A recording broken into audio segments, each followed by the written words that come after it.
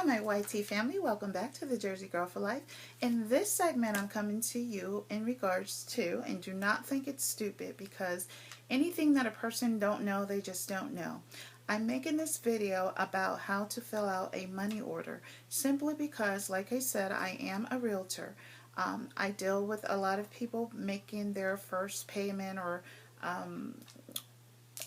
their security deposit or what have you by money order. But what I noticed is every time I would say I'll walk away so that they can handle their business, and I'll go get on my phone, answer some emails while they're completing their money order, I would come back and they're still standing there with the pen like, and yes, I do have a sample of a money order for you guys. I didn't come half cocked. Yes, I'm going to actually show you a sample. If you know how to fill out a money order correctly and everything you need to do, you can go ahead and click off and or share it with someone that has had issues or just do not know. Everyone on this channel may not actually be over the age of 18, over the age of 25. Guess what? I see it with all ages. So I don't know if it's so much about, oh, you're dumb, you don't know what to do, or some people just don't use money orders and they've never had a reason to use it, and so sometimes you don't know something until you encounter it.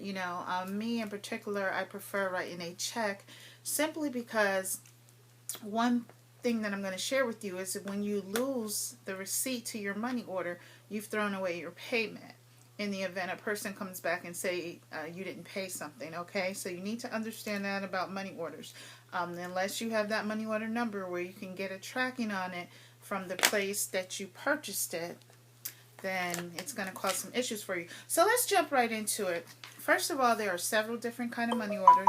Some of them are arranged in different ways. So some you'll have the receipt part top to bottom. Some you'll have them side by side. This is a blown up post office money order.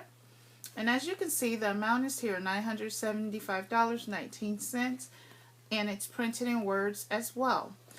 You do want to make sure you get them from a reputable place because, believe me, there's been some scams. If you look on this side, it's asking for pay to, address, and memo. This side over here on the post office money order is the side that you keep. This is your side that you record all of your information that you entered over here. That way, when you go and you look for your previous money orders or, payments that you've paid out and want to know, did you pay someone, you will have it listed here. You want to put it exactly to who you paid out. Don't just put gas, because you, in a lifetime, believe me, you may change gas companies. And so then you don't know if it's Gas South or Scana or what have you. So, to go ahead and get started, where it says from, it's going to be from the person that's paying. Now, and there's address, because I don't want to keep pulling it up. So there's from and there's address. I'm going to fill that out. If it's from you, put it's from you. If you're helping out a family member, say an elderly mother or a grandparent, and you're paying something for them, if it needs to show it's coming from the person. So that's the key point. If it's the person paying, that's the person you put on there, not just because you're the one dropping it in the mail. I'm not being funny, guys. I'm telling you, people have had to go get something canceled out and get it reissued, and they do charge you a reissuing fee if you happen to lose a blank one, if you happen to write on it incorrectly and put some wrong information. It's going to be about $4.95 and up to replace it, okay? So it's serious. So whoever you want the payer to know that it's coming from, then you need to put that person's name. It's from. So when you see from, it's whoever. Okay, you got it.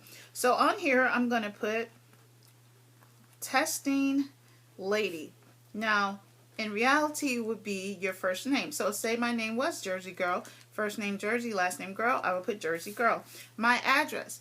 If you are paying for an apartment, a private home, place of residence is what I'm saying, or a commercial building or some sort that you're renting for your business, put the address that this is in regards to.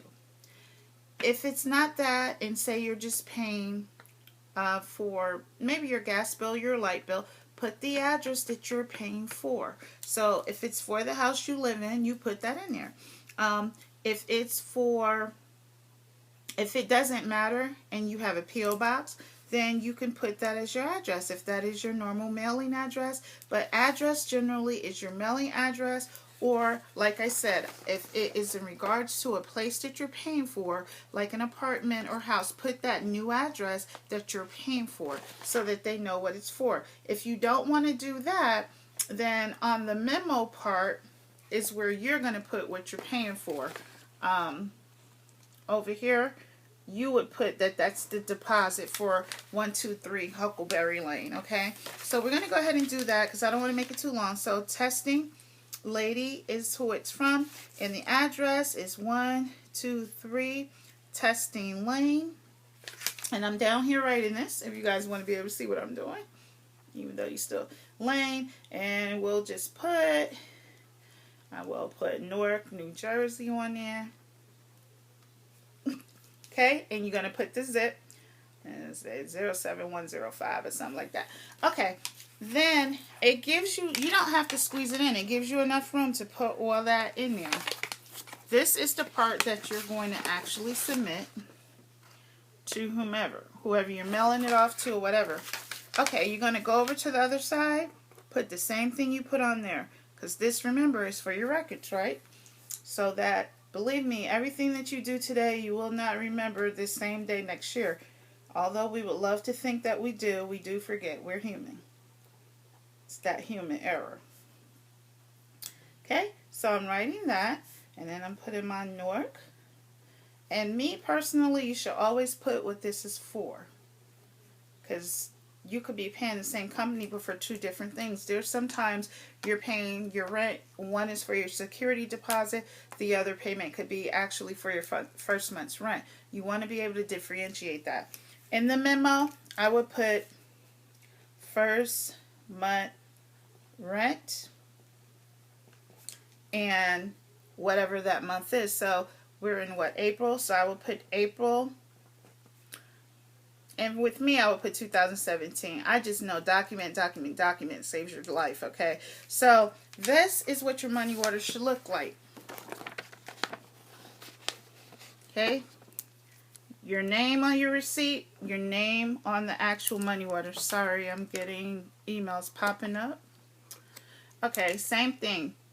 The address that you live at, or the address that it's in regards to. And over here, you're going to put the address as well. And this is just, over here is my memo letting me know what I'm actually paying for. If you had something else to write over here, you could put it in at the bottom if you could. Now, this particular one does not have a place for signature on the front. There are some, which I believe, like this money order back here, coming up on 10 minutes, so I got to hurry up. This is one where it says purchaser sign. The purchaser, which is you need to actually sign it. I don't know why my laptop is always just coming on while I'm recording. But, okay, so let's go ahead and get this one filled out as well. And of course my pen has went MIA, but I just found it. And let's put this over here so that you don't see. Okay, so look at the difference. This money order is made totally different. So here's your receipt, which is a lot larger than the other one. Here's the part you're going to be giving. With all of them, there's going to be a perforated line here. You tear this off. You keep this part, which is your receipt. That barcode matches the barcode up here or here. It's going to match somewhere here. I believe it's here. This is actually like their routing number and stuff for the bank that this is linked to. And you're going to do the same thing. Pay to whoever you're paying. Here is going to be the address, which should be your home address that you reside, or possibly the new property you're getting. Over here is payment for account. I don't know if you can see that, but right there is where you would put maybe your Georgia Power account number, or whatever, Southern Bell Power number, whatever that is. Or if you're paying Macy's, put that account number right there. That's what that's for. right underneath on this one, you need a signature. Whenever you see that, you need to sign the front. If you don't sign the front, they're not going to honor this for whoever you're paying. Okay, so right here, it's going to say purchaser signature. Hope I'm close enough so you can see that.